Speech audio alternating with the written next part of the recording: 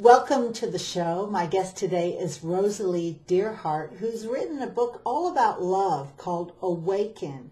And if you ever wondered how you can get more love in your heart, Rosalie can tell you all about the School of Love. She is an author and inspirational speaker. She's also a soul reader, and I'm so excited to find out how each of us can bring more love into our hearts. Welcome to the show today. Thanks, Michelle.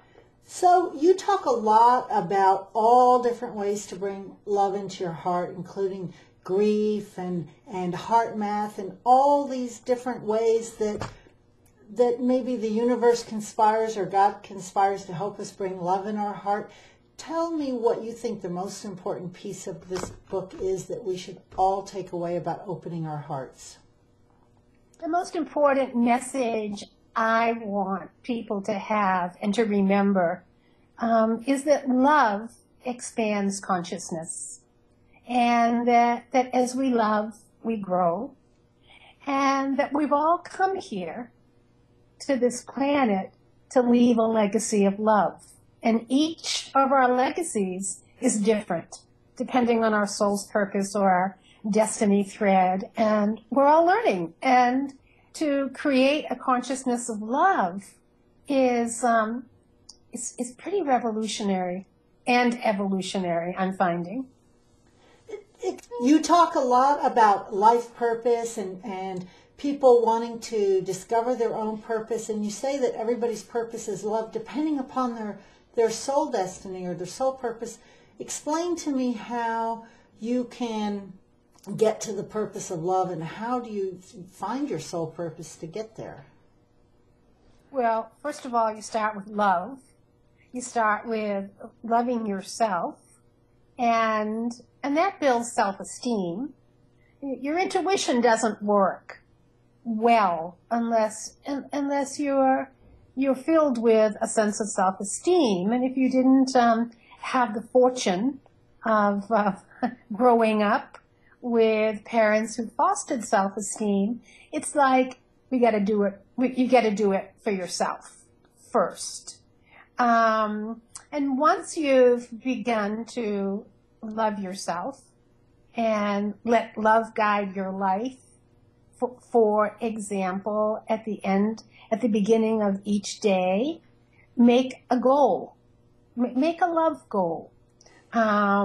I'm going to, my favorite one is, I'm going to love outrageously today.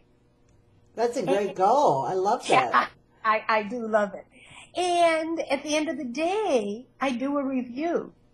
Did I indeed love outrageously today? Did I love more outrageously today than I did yesterday?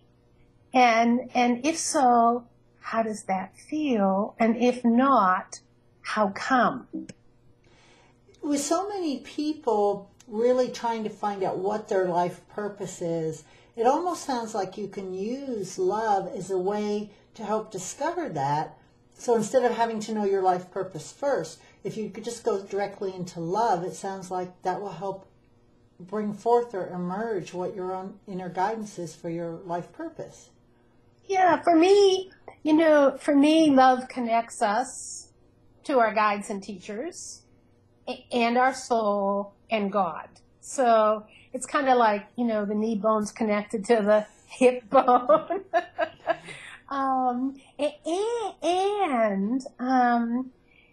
And really letting love guide your life opens up amazing doorways that we couldn't even, if we sat down and tried to plot out a plan, a life plan, or even a year plan, and we didn't have love guiding those choices and actions.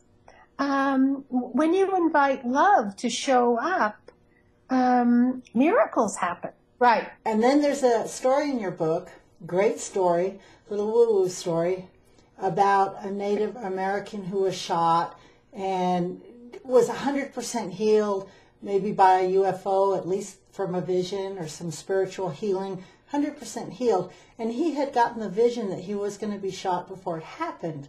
So how do I reconcile as a reader or as a spiritual quester the create my own life with the predestined events that might happen or are going to happen? And where does love fit in?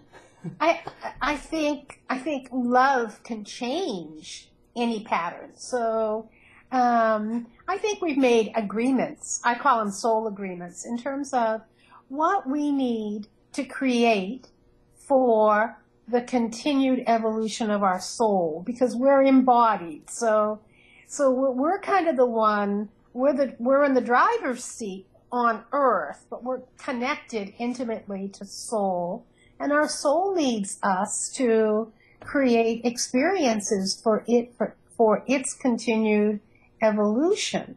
So we've made agreements about what it is we're going to experience, express, manifest, and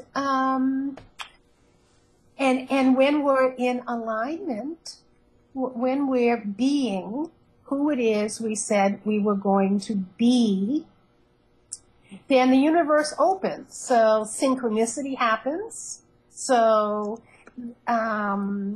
you know, that might be as wonderful as meeting someone who absolutely has part of your puzzle for you. That's synchronicity. Yeah. The puzzle piece is a really good analogy, that you have to put some pieces in yourself, and there's other people that might put some pieces in. I mean, I think all of us can relate to how that puzzle works. Yes. And it's kind of like love brings all the dimensions together. So when you lead your life from a place of open-heartedness, that energy is irresistible to most people. Like when I do a soul reading. I was just going to ask you about your soul readings, because that's... See, I'm psychic, and so are you, so this is magic. Yeah, it's magic. When I do a soul reading for someone, I do soul readings for people all over the world. So I do not have to be sitting with them in my living room, because energy is non-local, soul is non-local, so I can connect in with that person's soul. And energy is information, so all the information about soul's purpose, life lessons, past lifetimes that may be interfering. I call it a person's cosmic report card. It's all there, and I just connect in with their heart. And before I do that, I make my energy field irresistible to my guides and teachers. So I imagine I'm having a big celebration.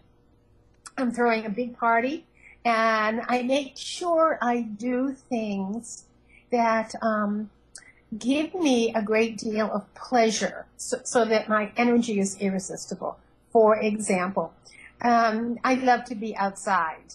I live in Maine, and this is one of my favorite seasons. And I like just to behold nature. I'm a swimmer. I'm also raising my 2 grandchildren. That definitely keeps me on my toes. But I make sure that I'm doing things to celebrate myself and my connection with my guides and teachers. So I make my energy field irresistible. And then I merge, so I move my energy over to high heart, which is an energy center midway between a person's throat and heart. And all the information is right there. And when a soul knows that it's being recognized and honored, it opens like a flower. So once a soul knows that it is being honored, yes, right. It's transparent. I mean, there's no reason to hide or mask or deflect.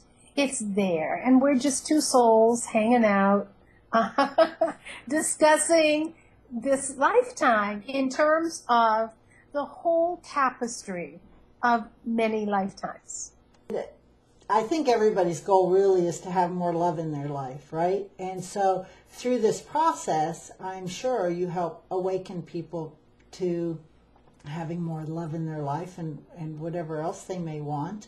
And the book, Awaken, by Rosalie Dearheart, right there, will also help you get more love in your life. Now, if people want to contact you, Rosalie, they can, I know you have a couple of websites, but the best one is heart-soul-healing.com, and they can find out all about your book and your soul readings and where to find you. And you're on Facebook. Your book has a page on Facebook. They can go like you and interact with you there. Awaken is, it's a guidebook. So it is filled with activities and strategies and journaling prompts to deepen your awareness of who you are and how well you're loving, and areas of your life that you're playing safe from in terms of love, how to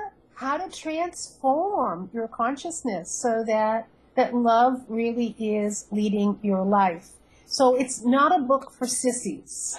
It's not a book that you pick up because you want a fun read. And there are questions in the back, and as you say, writing prompts and discussion points. So it will, no matter what people are looking for or how they best learn, you'll find a way to help you individually move deeper in your own process.